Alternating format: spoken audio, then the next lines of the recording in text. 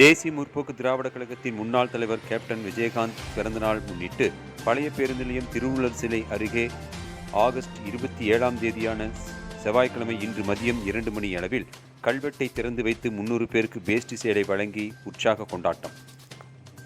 தேசிய முற்போக்கு திராவிட கழகத்தின் முன்னாள் நிறுவன தலைவரும் முன்னாள் சட்டமன்ற எதிர்க்கட்சித் தலைவருமான கேப்டன் விஜயகாந்த் அவர்களின் 72வது பிறந்த நாளை முன்னிட்டு தேமுதிக நிர்வாகிகள் தொண்டர்கள் தமிழகம் முழுவதும் உற்சாகமாக கடந்த 2 தினங்களாக கொண்டாடி வருகின்றனர்.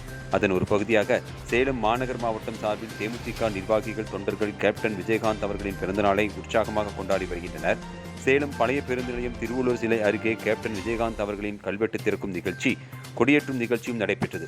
செவ்வாய்ப்பேட்டை பகுதி செயலாளர் தக்காளி ஆறுமுகம் தலைமையில் நடைபெற்ற இந்த நிகழ்ச்சிக்கு சிறப்பு அழைப்பாளராக மாநகர் மாவட்ட செயலாளர் ராதாகிருஷ்ணன் கலந்து கொண்டு கேப்டன் விஜயகாந்த் திருவுருவ பதித்த கல்வெட்டை திறந்து வைத்து கட்சி கொடியை ஏற்றினார். தொடர்ந்து கேப்டன் விஜயகாந்த் அவர்களின் திருவுருவத்திற்கு மலர் தூவி மரியாதை செலுத்தினார். இதனைத் தொடர்ந்து 300க்கும் மேற்பட்ட ஏழை எளிய மக்களுக்கு வேஷ்டி சேலை அன்னதானம் வழங்கப்பட்டது.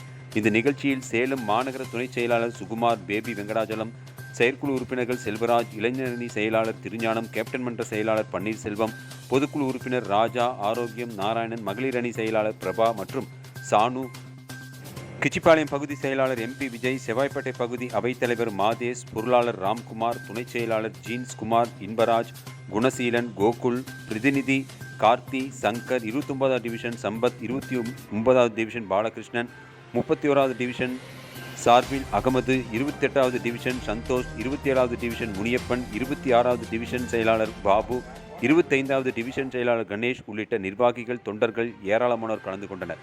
செவ்வாய்ப்பேட்டை பகுதி முழுவதும் 20க்கும் மேற்பட்ட இடங்களில் கட்சி கொடிகளை ஏற்றி அன்னதானம் வழங்கி தேமுதிக நிர்வாகிகள் தொண்டர்கள் கொண்டாடி மகிழ்ந்தனர்.